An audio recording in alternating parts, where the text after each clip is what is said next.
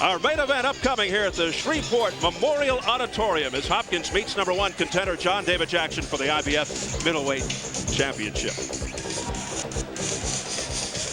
Well, Bernard Hopkins captured the vacant IBF middleweight title almost 2 years ago to the day when he stopped Segundo Mercado in their rematch. The first fight was a draw in Mercado's hometown of Quito, Ecuador, although many thought that Hopkins had won the fight. Hopkins has only 2 losses in 33 fights. The first came at his pro debut in 1988, the second against the great Roy Jones in 1993. However, Hopkins went the distance with Jones. Was that a testament to Hopkins' skills, or was it just an aberration? As we go behind the scenes into the dressing room of the champion, Bernard Hopkins, out of the fighting city of Philadelphia, Pennsylvania.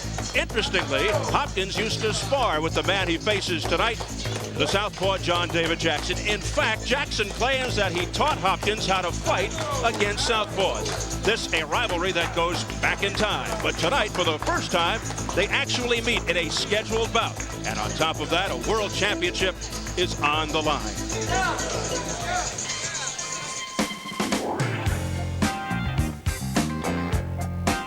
I met John in Champ's Gym in Philadelphia, where he was getting ready for a fight, and I was just starting my career. I was champion at 154, WBO, and he was upcoming, you know, strong kid, and he wanted work, so they put us in together. He was a middleweight, and I was a middleweight, and we sparred, I think, for about maybe a year and a half. We sparred every day consistently. Now, almost 8 years later, these two former sparring partners who know each other's styles so well are preparing to fight it out. He one that taught me one of the ones that taught me how to fight southpaws. And I didn't teach him everything, you know. I showed him how southpaw could beat him. I didn't show him how to beat southpaws. The right-handed Hopkins and the southpaw Jackson have very different fighting techniques. Hopkins is strong and aggressive and relies on his power, while Jackson uses speed and skill to win his bouts.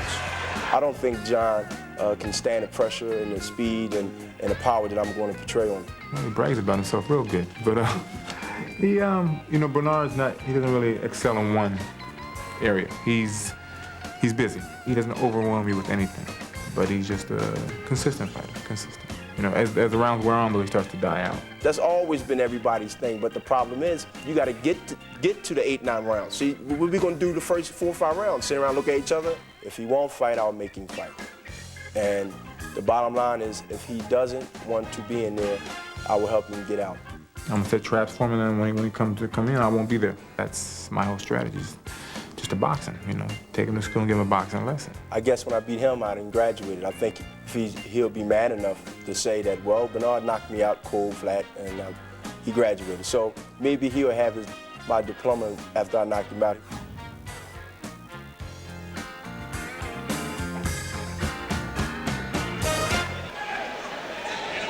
Yes, two fighters who know each other very well but don't like each other very much. Now, Hopkins is known for his combination punching, Bobby, his jabbing, his great conditioning, but does he have the right combination, the winning combination, against a guy like John David Jackson, who's elusive, defensive-minded, and on top of that, a southpaw with an awkward jab?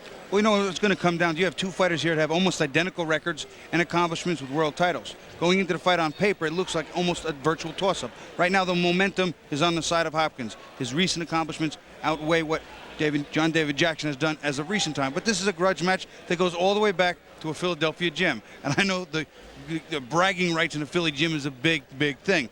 It's a fighter who implements his will and his skill in this fight that wins, because both have style and the opportunity and the skill to do it. A lot of pride at stake here. And as we turn back to the fight doctor, Ferdy Pacheco. And Ferdy, John David Jackson is looking to bounce back off a rare defeat. How does that factor into the equation? You know, it's always been my thought. If a guy's a champion, a loss is nothing but a kick in the butt. You know, you just turn around and say, that couldn't happen to me again. I don't know how I got beat that day, but today I'm coming back and show you much better what I'm going to do. I think, first of all, it was a question of a loss. He got knocked down at the beginning. He got up. So, according to people that saw it, he struggled through and won the fight, but it was given to the other guy. That's okay. It just serves to kick you in the bottom and say, hey, you're not so hot. You got to get back to the basics and show everybody how great you are. I think it inspires them.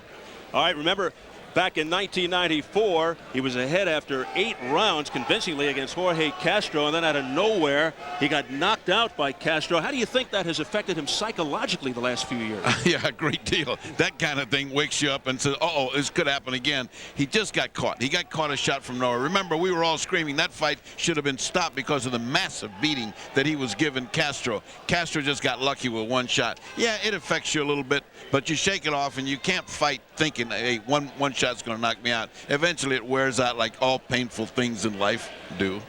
All right. Spoken like a true doctor. Okay. Oh, yes. All right, let's take a look right now at the challenger. And there he is, John David Jackson.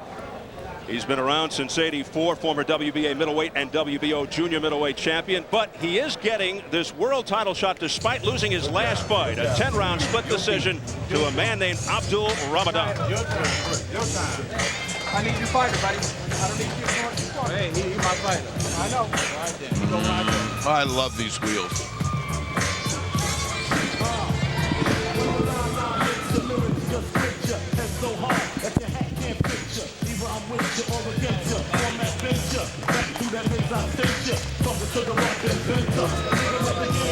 John David Jackson doing a little warming up, shadow boxing before he makes his way toward the ring. A slick southpaw who may have the best defensive skills of anyone at 160. He may be the one challenger in the relatively weak middleweight division who could give Hopkins some problems.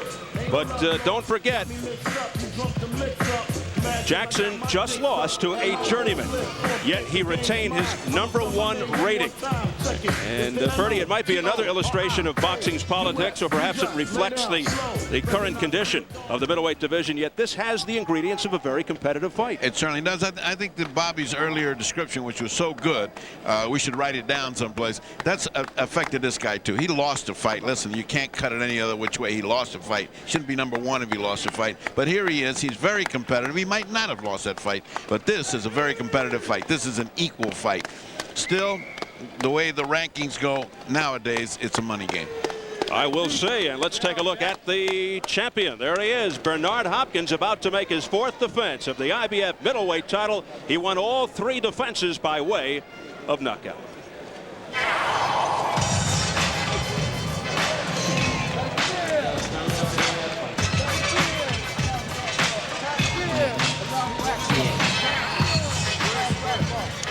Bernard Hopkins, the first middleweight champion from the boxing-rich city of Philadelphia. That in itself somewhat of a curiosity.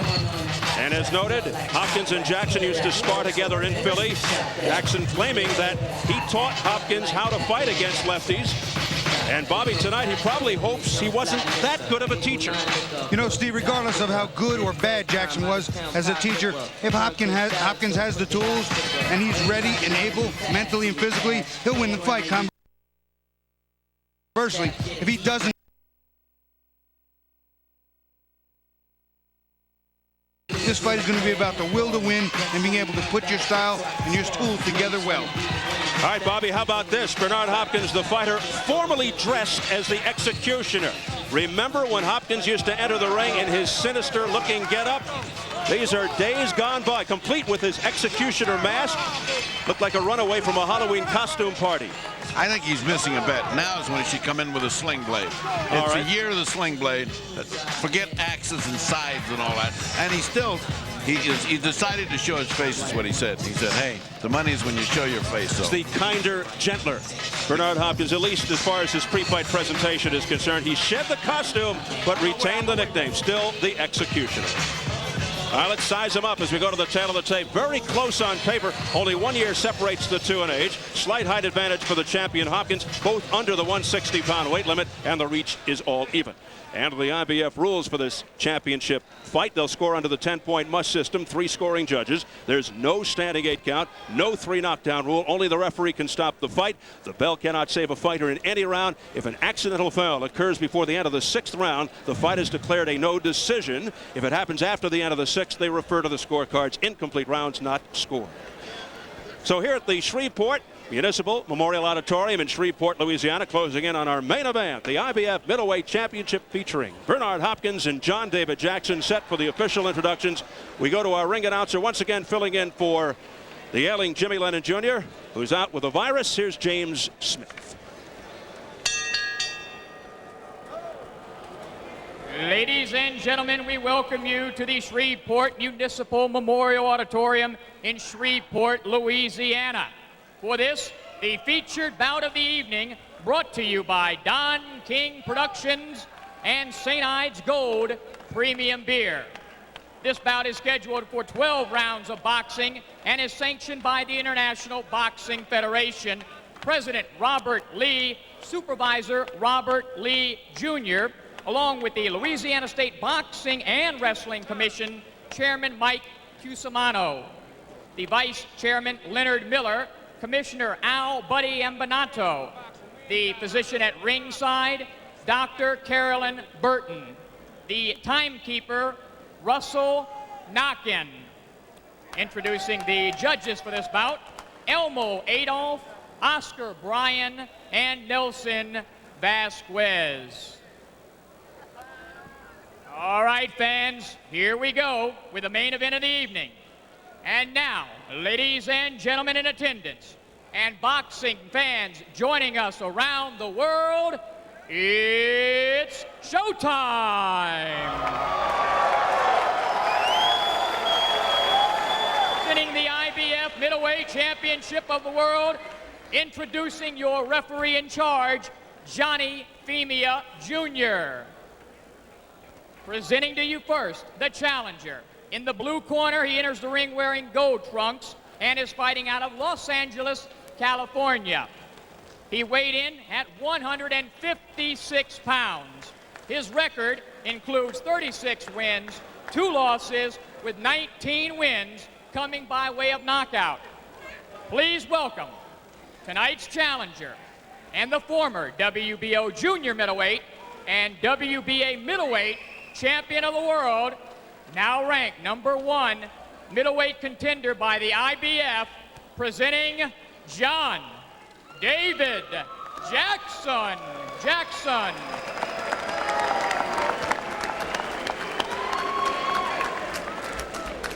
And ladies and gentlemen, his opponent across the ring is the defending champion, fighting out of the red corner, wearing black trunks and hailing from Philadelphia, Pennsylvania.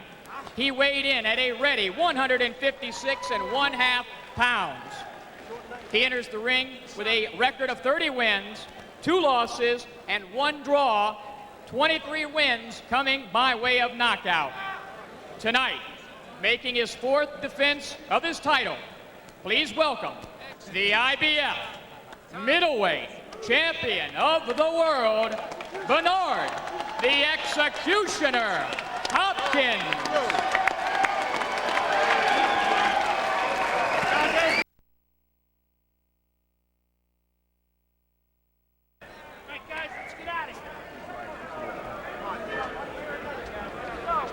Gentlemen, tonight we're fighting for the IBF Middleweight Championship of the World.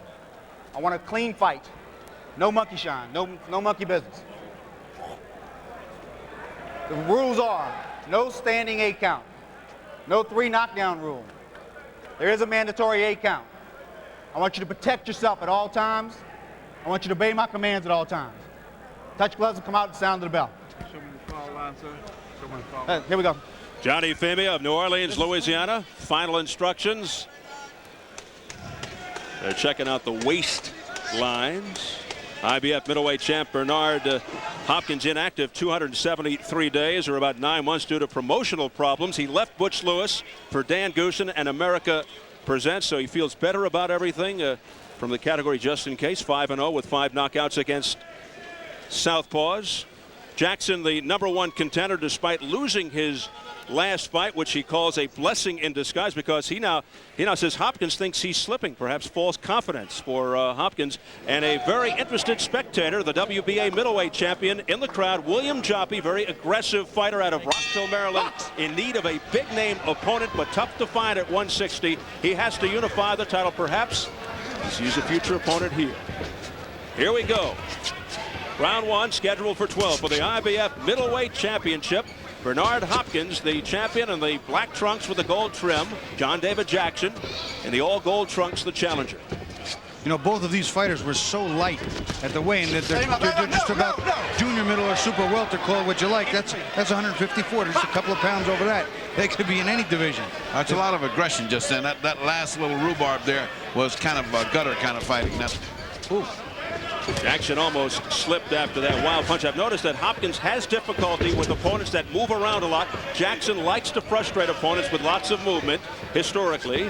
Meanwhile, Jackson has trouble with busy fighters, and Hopkins told us the key tonight is pressure. So we've got some interesting ingredients going into this one. Well, right now, I think it's a cat and mouse game. It's a serious chess match going on. They know each other from a long time ago, haven't sparred with each other for a lot of years, a lot of changes probably made, and they both still think they know one another, but two different fighters. Jackson has a very wide stance. Bobby, take a look at how wide it is between those two. Yeah, he likes to rock and roll, in and out, back and forth, move out of the way. Not a big puncher, crisp, sharp counter puncher, likes to be fast. There was quite a bit of trash talking between these two guys in the days leading up to this fight. Jackson saying the key is everything off the jab. Work the right hook, use the angles. He said he won't run. He said if he can get past the first 4 rounds, this is Jackson, that is important. That's when Hopkins is most dangerous. Too much respect being shown by both guys. Both guys doing a lot of thinking and no throwing. First boos heard from the crowd. Hopkins said this will be a technical fight, a chess match, if you will. Well, it better be better than this, because they're not touching each other. They literally look like they don't want to let the glove touch either way. Yeah, I mean, it's not like they're in there mixing it up. Finally, a little contact there. The crowd is booing, obviously, in the background, getting on these two fighters. They want more action. Have you ever seen a fight where everything's color coordinated, including the gloves? Both guys got yellow and black gloves, and they got yellow and black trunks on. Yes, this nice? Main event dedicated, as I mentioned, to Mr. Blackwell. Mr. Blackwell's in evidence here. Certainly nothing else is in evidence. There you go. Now, right now, John David Jackson has landed a few more shots. Nothing really significant, but I think maybe a total of 5 blows have been landed, and he's maybe got 4 of them. Well, Hopkins said to us, hey, if he wants to make it a cat and mouse game, I can box. I don't look for him to slug it out. I'm not going to look for one big shot. He is too elusive. Talking about the man in gold, John David Jackson, a part-time model and actor. Well, a fight distinguished by lack of action. Waiting a little too long. Waiting a little too long. Settle down. Look at tongue out there for me. So I want to put a little pressure on him. Don't let wait for him, okay? Pick it up a little bit this round. All right, baby? Everything's cool. Good. Everything's cool. Give it. That's enough. That's enough. Everything's cool. Everything's cool. A little too tight. A little too tight. When you go to him, take it to him with the stutter jab, okay? You're going to see what he's going to do. Don't let him be thinking too long. Keep that jab on him. He can just keep the jab at it. And double and triple the jab up on him. He might try to counter punch off you. So double and triple the jab up. Then come the left hand behind him. Okay, buddy? Bernard Hopkins told us yesterday, and I talked about the trash talking, that John David Jackson can stink the place out. And then John David Jackson came back saying he's not as good as Jorge Castro. He's not as tough as Castro. He's not a worthy champion. Talking about Hopkins, does nothing well. He said, we were friends until he started ducking me. So things getting very personal between these two. Let's see if the action heats up. I was going to say, would that they could transfer that into the ring and translate it into action. When you really think about it, fellas, how could a fight not be personal? No, hold it in. How could a fight not be personal to a certain degree? Sure, it's business, but God, it's got to be personal. It's like those executioners that say, this is nothing personal, but I'm taking your life. I think it's personal. Isn't a rule of thumb not to fight angry? Doesn't that take you out of the game plan? Tyson, a guy who professes controlled anger is okay, but it has to be controlled. Okay. If you fight angry and you let the anger get the better of you, could take you out of your game plan. You could, throw all your punches in an array of different ways that are not good. Light him up. Light him up. Trying to take a man's head off. Break! Jeez. What a bark that was from John Fimia. He barked out the break. I think he scared both fighters. 1 minute gone by in round 2. Round 1 totally uneventful. Holding and hitting here by John David Jackson, actually lifting Hopkins off the canvas with those uppercuts. Hopkins was told in the corner, step it up, start working. And Get them hands Hands free. Now it's a clinch festival. Stop punching, stop punching. Yeah. Stop punching. And the fans continue to voice their displeasure here in Shreveport. Hopkins telling us he's going to fight as if he's the challenger, not the champion, but somebody has to take the initiative here. The referee's got to take control of this fight. This is going to turn into a real wrestling match. There's going to be elbows, shoulders, and heads on the inside. He's got to take control.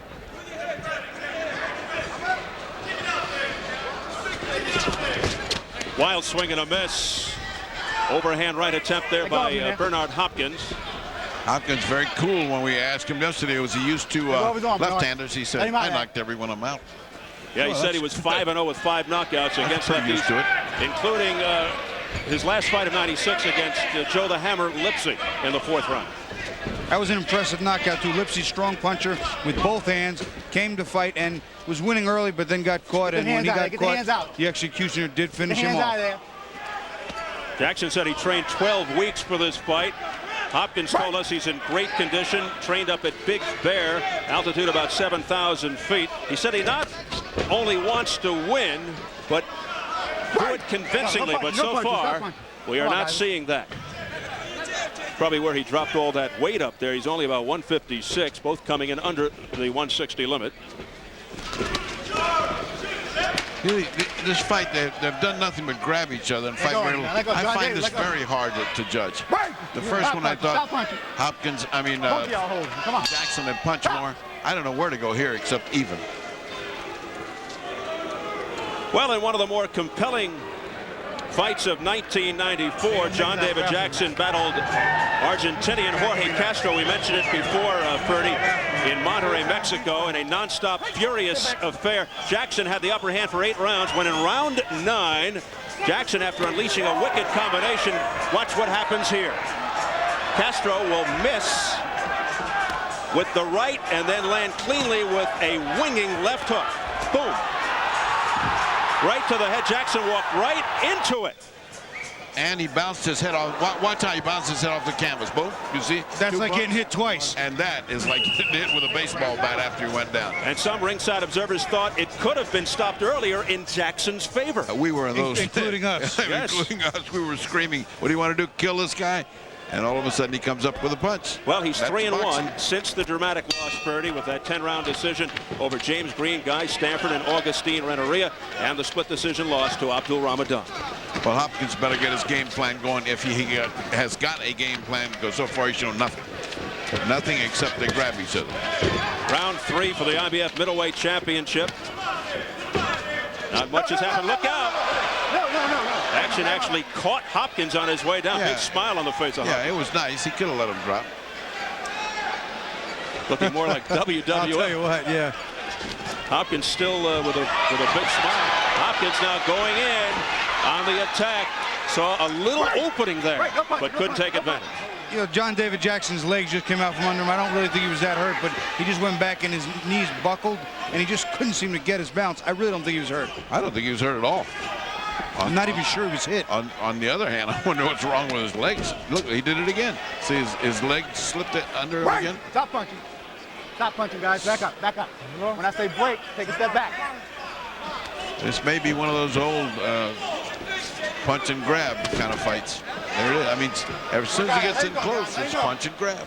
There you go, Bernard. Back up. John David Jackson, a natural lefty who calls himself ambidextrous. He can switch. There you go, John. He did that against Castro early on. He feels that his power is in his right hand, although he's a southpaw. See, the referee's got to take charge. He's got to break this up. Look at this, huh? He cannot allow this to continue. No, he said to him, John, let him go, let him go. He must get between them. Johnny Femia finally splitting them apart. And this has basically been a dance-a-thon here and a clinch fest. Yeah, clutch-a-thon. Yes. A little arrogant smile on the face of Bernard Hopkins. I don't understand why. Right now, Hopkins is landing a little bit more effectively with the right hand, but as soon as he gets close enough, Jackson ties him up. Both hold. Hopkins normally an adaptable type fighter, likes to go to the body, an in fighter. He's got an attitude. has difficulty, as mentioned, with guys who move around a lot, and that certainly is the style of Jackson. But Jackson has a kind of style. He doesn't mind boring you to death. If he thinks that's what's going to get the job done, he will do that. Right. He doesn't go in looking for the knockout. A boxer technician, very slow to attack, defensive. Tries to put his combinations together and frustrate his opponents. Well, what he has to do is he has to do the best with what he has. He's not a big banger. He's not a big, strong one-punch knockout artist. If he can move, confuse you with his southpaw style as well as his speed and unusual angles, that's what he's supposed to do. Two or three times the referee has said stop holding. Now he's pointing at Jackson and really saying it because he's the one that's doing the holding. See, as soon as he gets in, he grabs it. Now Jackson does have that awkward jab, sometimes leaves himself open after the jab. We'll see if Hopkins can take advantage later. See, double up, going to the body. See, double up, going to the body. Look your tongue out for me. Double up, going to the body, baby. Follow me in the water, son. Go ahead. You know that. I know. Both of y'all are holding, all right? Lay off the holding, all right? Wait here. Let's take a look at that awkward lift that reminded us of wrestling circles. You know, here, Jackson could have let him drop, and see right there, let him drop? No, he held him. So it's kind of nice, gentlemanly thing to do. That was a lovely dip. It was. It was kind of an orchestrated dance there. You know what it is? It's getting sickening here because there's no fight. By the way, I'd be remiss before the action starts if we don't wish. I know you did. We want to wish Jimmy Lennon to get well. I'm kind of mad at him because he didn't call me for a house call. I'd have gone all the way to California to see him. Your bedside manner alone would have been... all he had to do was call me. Jimmy's a friend. All right, round 4. I thought this was a contact sport, but not here between these two guys, Hopkins and Jackson so far. Awkward fight. One of my partners at ringside here, Henny Youngman. Henny didn't have a bad left hook, by the way. I wouldn't doubt it. All right, round 4 continues. This for the IBF Middleweight Championship. The champion, Bernard Hopkins, in the black trunks. The challenger, John David Jackson, in the gold. Let him up, John David. Let him up. Both fighters talked about going to the body. Hopkins wanted to slow Jackson down by going to his body, and conversely, Jackson said the same thing. I want to take him out of his game plan. No one's gone to his body. I'll hit him there and slow him down. But neither are really doing that very well. Hopkins 30 wins, 2 losses, 1 draw with 23 KOs. Jackson 36-2 with 19 knockouts. He's 8-1 in title fights. Straight right hand there by Bernard Hopkins. Well, that's the first kind of good punch that landed. Decent. Yeah, that's probably the best punch landed so far. Because his head went back, and it looked effective. Oh, Jackson almost walked in. What did I say before? When he lets loose with a jab, he lets himself open. He's wobbled. A straight right, a combination by Hopkins. Hopkins now trying to pull it on. Tell you what, his strength factor here is going to be leaning heavily toward Hopkins' favor. He landed a couple of clean shots on John David Jackson. Jackson's got to move, and he's got to counter. He cannot allow Hopkins to just run in. And Hopkins now working the body. Hopkins does have power and speed. Jackson looks lackadaisical. His face looks lackadaisical, and his legs look weak. I mean, he doesn't look like he's fighting with strength. Look at his face. He's got a mass of indifference almost. Many wondering how you lose your last fight and still retain your #1 ranking, and that's the case with John David Jackson. You know, John David Jackson said that he got knocked down the first round, he got up, he survived. Second round, he took off just to get his head clear and won the last 8, and even his opponent said you won the fight. So maybe somebody in the ratings committee. Oh, what a shot. What a beautiful right hand. Now that's a shot. Now David is in trouble. John David is in trouble. And down he goes, but the referee, Johnny Femia, is saying it was a push or a slip. So it is not a knockdown, although Jackson has been staggered. He is wobbly. He is wobbly. He's not sure of himself. We talked about the Castro fight. He came out and he fought Castro as opposed to boxing, moving, and as Bernard would say, stink the place out. Listen, that's... Right hand by Bernard Hopkins, and Jackson is in trouble. But that's the problem. Jackson started to fight with Castro, and that's what happened. And here's what's happened here. He cannot fight. He's got to box. See, he did a wrestling move there. He jumped up to be funny, and it's not funny at all. And it could have cost him a point. He's lucky it didn't. Jackson on very wobbly legs as the bell sounds. Big round for Hopkins. Big. Could have blown it by that stupid comedy. What happened to the sponge? What a sponge, that guy. Hey, hold this up here. Don't worry, Jake. Don't worry. Don't panic. That was a good shot, and you came back from it. You understand what I'm saying? Don't worry about it. He's going to sponge up there.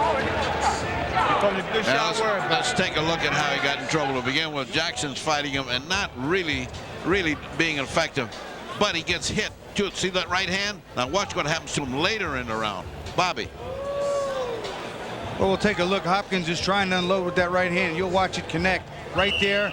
And you can see the legs come out from Jackson. He's a little unsteady there. That right hand is finding its mark, and he's got to neutralize the right hand. And the way he needs to do that is to slip outside it, slip under it, or use his own counter hook. And those tactics unnecessary by Hopkins at the end. Hopkins connecting with a series of straight rights, chasing Jackson around the ring at 1:15 into the last round, round 4. Another at 2:10 and a big right at 2:40 that staggered Jackson. Round 5 now. And for the first time in this fight, I have Hopkins ahead 39-38. What do you have, Bobby? I have it 39-37. I had the first round for Jackson and the next 3 for Hopkins. I thought it was a little more effective in the second round, and certainly in the last 2 with that right hand, he's been getting home much cleaner. There again, you see it. Hopkins applying the pressure again, pressing the attack. Combination. He landed with the straight right. Well, we're past round 4. This is where Jackson thinks he could take over and start to implement his boxing and be effective. This is where we need to see him make his move. Oh, a smacking straight right hand by Hopkins. Again, Jackson walking right into it. Yeah, he doesn't look too enthusiastic. Things don't look too great for Jackson right now. He looks like he's fighting a falling apart fight, a fight in retreat, a defeated fight. Hopkins with all kinds of confidence right now, very much in command the last couple of rounds after a very lackluster start by both men. And Jackson waving it off, saying I'm okay, which usually means that he may be hurt. Well, with his legs so wide, as Ferdy pointed out earlier, he doesn't maintain really good balance. And sometimes when he leans back, he almost falls over because the legs are so wide. After that wild miss, Bobby, by Hopkins, a clash of heads. You know, Bobby, that's why I was pointing it out to you at the beginning. How could this guy, with his legs that big, that wide apart, think he's going to have motion to get away when he wants to? He can't. They're too far apart. And even coming forward with him, he's so far off balance. Hopkins doesn't seem to be having any problem with the southpaw style here of John David Jackson. Oh, what a vicious right cross to the face of Jackson by Hopkins. Big punch. Now, Hopkins talked about not only cleaning up the middleweights, but possibly jockeying back and forth between the super middles. Well, tonight he was so light he could go down to the junior middles as well. Sure. Oh, another thumping straight right hand to the jaw by Bernard Hopkins. And now Hopkins is grabbing in earnest. When he gets in trouble, he just grabs and holds on. That right is finding a home. I'm sorry, I just made a mistake. Jackson is the one that's holding on, and not Hopkins. Hopkins is the one that's doing the pounding in the black trunks. Misspoke there. 30 seconds remaining in round number 5. Another big round for Bernard Hopkins, the executioner, after a very listless start.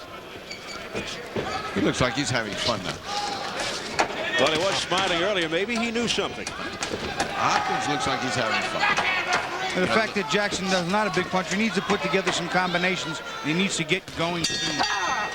And Hopkins continues to smile as he heads back to the corner. Why not? He won the round good. Look close up. See, go with the loop. I want to make him duck the loop. I want to duck it. Don't worry about hitting him.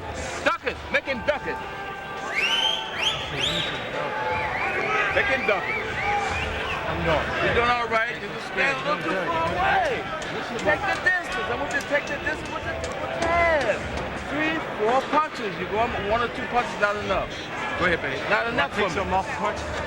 Just take a little bit off the lead punch. Off the lead punch you take off.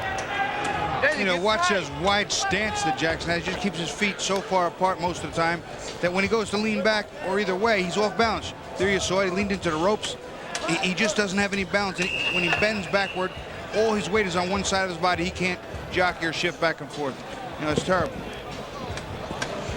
I just don't see how a guy can fight like that and maintain mobility. And when he gets hit, he has nowhere to go. He's way apart. He has no base. no foundation. The bell for round 6. Very experienced corner for Hopkins. Bowie Fisher, Al Mitchell, the '96 U.S. Olympic boxing coach, who had gold medal winner David Reed, the lone U.S. gold medal man. For the first time, they tangle feet there, as we repeat over and over again. It happens with left-handers. I mean, their feet just get together. Their lead foot is on top of one or the other. Jackson hasn't won a round perhaps since the first, and really hasn't scored cleanly on Hopkins all night. The last 2-3 rounds, all Bernard Hopkins. And he has landed some wicked blows to the face and body of Jackson. That's what Jackson needs to do. Just what he did there. He let Hopkins throw some punches, slipped one, blocked one, and fired back with 2 or 3. But he has to be more effective, and he has to get Hopkins' respect. Boy, that was no punch at all. I mean, that was no punch at all. Telegraphed in a very soft left hook that was easily guarded by Hopkins. Had it landed, would have not had any effect. That was a bona fide slap. That was a pillow if ever there was. Well, I think some of the punishment dished out by Hopkins has taken a lot of steam out of John David Jackson here, obviously. He's become tentative. He doesn't want to punch real hard, thinking he's going to get countered real hard. Oh, a good left hook there by Jackson out of nowhere, but Hopkins showing the chin.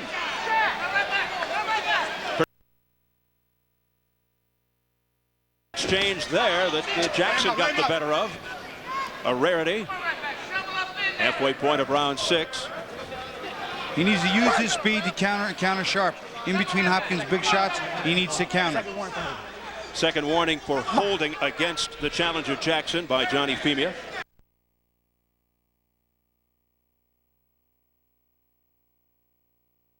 Round 6 for the IBF middleweight title. Again, charging in as the champion. Bernard Hopkins. Look out, Jackson doubled over through the ropes, and you heard the instructions not to hit him when he turns around. And then, that right hand was solid, fellas. Yeah. Bernard Hopkins with a vicious right. Down goes Jackson, scrambling, sprawling to the canvas. 2, 6, 7. He went from 2 to 6. It's the new math. He flunked. He had the new math. 30 seconds to go in round 6. Can Jackson survive the round? I don't think he's in trouble, but he was. No, I don't think he was in trouble. He was off balance, but he got caught. The initial shot was a little bit of a big shot. Still on wobbly legs. Now he turns him around. Hopkins spinning Jackson around. Boy, John David Jackson looks just aren't under him. I mean, his legs just aren't under him. He just seems to be trying to get out of the way at all costs, to the point he's turning tail and running almost. It's not good. Yeah, the future does not seem bright for John Jackson. You can't take your eye off him, buddy. You can't take your eye off him. You're going the wrong way. You keep going to him. Right there. Right there. Fuck it. You're going the wrong way on him, buddy. You're going the wrong way on him. You got to go to your left. I mean, your right. Go to your right. Don't go to your left. Leave your left too much.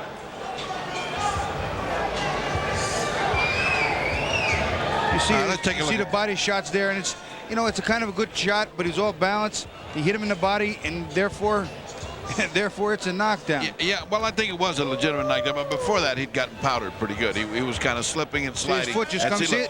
See his back left foot just slipped up out from under him. Not a clean knockdown, but he hit him anyway. Yeah, and that wide stance is going to cost this guy all through this fight. It's just one of the factors in the fight. He's not going to teach him how to do different now. We've reached the halfway point, and we hit round 7 and round 6 at 2:15. Jackson down from a series of punches set up by a solid right. He went tumbling over to the canvas.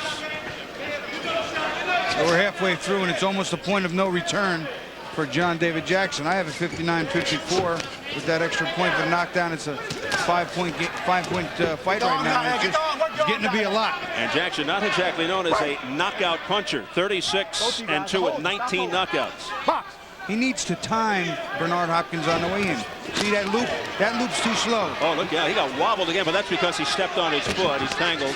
But that is a very slapping shot by John David Jackson. And then, Bobby and Freddie, on top of that, he leaves himself open. And we'll see if he pays for it. He's got problems. He's not only got the Hopkins to worry about. He's got to keep arguing with the referee. I'm not holding him. He's holding me. And he keeps saying to him, it's not me, it's him. Put them arms straight. The clinching continues here now as they hang on. This is what we call awkward infighting. Yes. Tie one hand up, throw a little bit with the other hand, switch off and tie another hand up, and smack around a little bit. Nothing real effective happening here on the inside.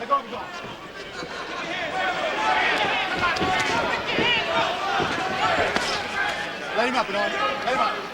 Let him up. Now this is bordering on what we see over and over again. Styles don't make the fight. This style is not pleasing to watch. One style is not fitting the other. One is survival and the other guy's going all out for knockout. There's the jab by John David Jackson trying to set up the left. That was flush on the face. Yeah, but see, it wasn't there. Right. It wasn't a straight. It was a roundhouse. A southpaw is not supposed to throw a left hook. He's supposed to throw a right hook from his right hand. And that gets Hopkins going. Here's the whole arsenal. A barrage by Bernard Hopkins to the body and head of Jackson in Jackson's corner. And the referee, Femia, looking on very closely here. Oh, look out. That's a big right hand by Bernard Hopkins, and Jackson going through the ropes. And he continues to hit him. And that's it. It's over. Johnny Femia Jr. finally steps in and ends it, and Jackson does not know where he is. He just was not defending himself. He didn't go down. The ropes actually hurt him. He would have better off going down, taking the knee, getting some rest, clearing his head, and getting back in the game, but he just didn't do what he had to do. Well, it shows he wasn't there. His mind wasn't there. He was not conscious, and again, they did the right thing.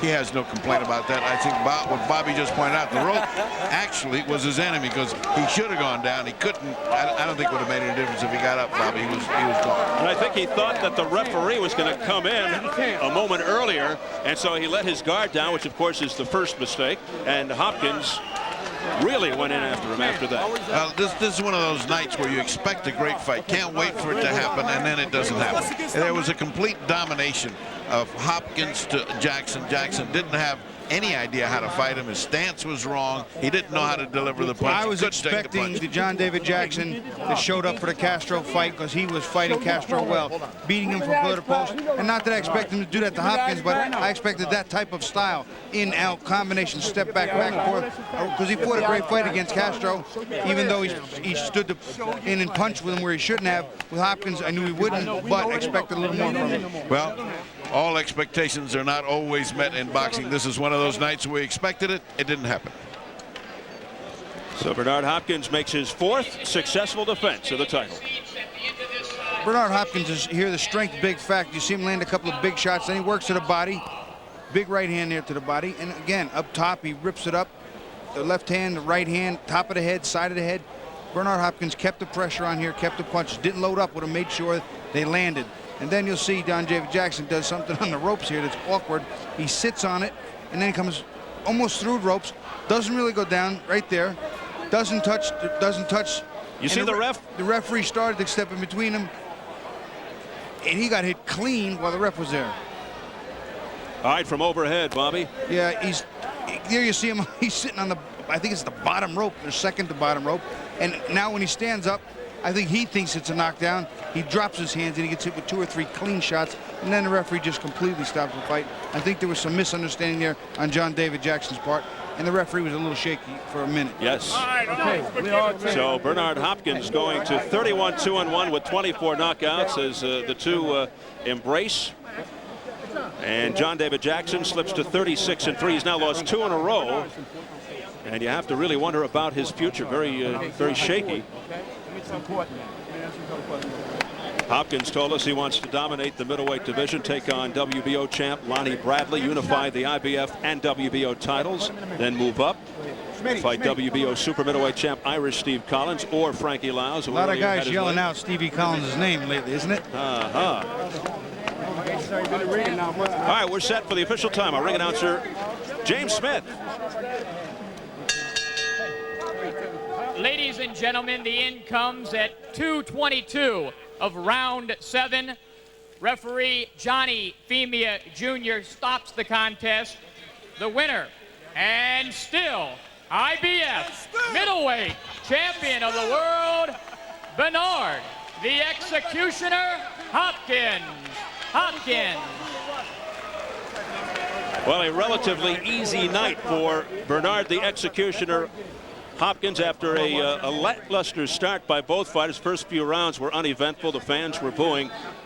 Hopkins took over, Bobby, and put his stamp on this fight. No question about that. Yeah, it took him a little bit of time to solve Jackson, but Jackson wasn't giving him enough to worry about. He needed to hit him more cleanly, combinations, crisp combinations, while Hopkins was coming in. And that would have made him stop and think and not be as effective as he was.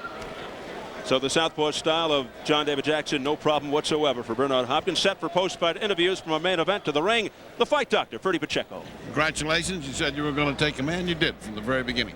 Thanks, Doc. I'd like to give all praises be to Allah, bear witness there's no God but Allah, and that Prophet Muhammad, peace and blessings be upon him. I'd like to thank my mother, Shirley, my father, Bernard Hopkins Sr. He couldn't make it today, Doc, and I'm glad to be here on Showtime again and working with Don King and getting ready for maybe a unification. I hope so, Doc. Because, you know, everybody wearing belts now, and everybody confused who the real champion is in all weight classes. But that makes it all the more interesting because a guy like this can put all those rivalries together. You know, this is the end of another rivalry. You had a rivalry with this guy dating back to the Philadelphia, to the gyms. I think he put an answer to that, didn't you? Yes, he did. Well, me and John David Jackson, I said it before, and I ain't hold no punches back, and said that John David Jackson taught me how to fight southpaws. I was 8-0 when I fought John when he was at the top of his game at junior middleweight. I love him. I give him all respects. And you know what? It's just passing the torch down. If I need a southpaw, you know who I'm going to call? I'm going to call John David Jackson because he taught me, and he took me to school for a while. I said, I can't hit this guy, and I stuck with it. And John, I give you all the praises, man. You helped me, and you did a good job helping me get ready. Well, not training for Lipsy, but that southpaw stand was dangerous, man, and I paid a good price for it early in my career. Would you say you buried the hatchet here tonight? Well, it wasn't ever no grudge and everything, but if you want to say bury the hatchet, I think that it comes a point when a man graduates. He was a teacher, and he passed me the apple, and now I got to take and teach somebody else. Let me talk to the professor because the professor had a bad night here tonight. Yeah, well, first of all, I thank Don King Productions and Don King himself for allowing me to fight for this world title. He worked very hard and diligently to get it. I'm sorry that I let him down. I also thank Carl King because he was very instrumental in getting me this title shot. If it weren't for him, I wouldn't have got it, and I just want to thank both of them very much. Bernard, you know, I underestimated him. I thought I didn't learn enough, but tonight he proved he did. The weight just really got to me. I was too low. I've been fighting like 165 lately, you know. But I made no excuse. Young, strong young man. He proved tonight that he's a better man, and I can't take it. You agree with the stoppage because it really did look like it was stopped right? You know, fighters are never going to agree to that. But the referee made the decision, and I respect that, and nothing I can do about it. Once again, I think DK and CK and everybody else, and Bernard, hey, you are the better middleweight, and I take my hat off to you, and God bless you and go for the best. I want to thank everybody that, hey, if you believe in the Lord and you love yourself, then anything possible in the world can happen. DK proved it, CK proved it, and my cornerman, I want to thank everybody. I let you down, but hey, I may be down in the boxing game, I'm not out in life. Thank you very much. Well, that's a good show of sportsmanship. That's what we like to see in boxing. One thing about John, I'm a little envy of him because he got a modeling career. I don't look that good. Right. Well, the way he punches, he'll need a model career. All right, that's very nice. Top bid, Lord Wackbar. Top bid. Hollywood Boxing Gym. All right, let us go back to ringside where Steve and Bobby are awaiting with bated breath. All right, Ferdy, John David Jackson, very gracious in defeat, and Bernard Hopkins may be embarking on a comedy career. Well, you know, the strangest things come out of fighters' mouths. I've said some things I didn't remember saying in the ring as well. Listen, the guys respect each other, they still like each other. I think that's important from a humanitarian side. It just, you know, it's nice to see they're still friends. But obviously, John David Jackson was right. Bernard said what he had to say with his hands. All right, down to business. How would Bernard Hopkins do against Lonnie Bradley in your mind? You know, the fights, you can't tell with boxers. You know, John David Jackson I thought was going to cause him more trouble, and he didn't. It depends on Lonnie Bradley's chin. When he gets it with that right hand, what happens, and how well he is at making the executioner Hopkins miss, slip, and bang him back. These are things we can't tell till they get in the ring because no matter who you hire as a sparring partner, it's the guy that you're going to fight that'll dictate what you can do. And if he moves up, the likes of Frankie Lyles, and that name keeps popping up, Irish Steve Collins. Irish Steve Collins, a tough fight. I think it's a great fight. I think 156 pounds, they might be better off going to junior middle as opposed to super middle. They weren't even full-blown middleweights tonight. I was amazed at how light they were.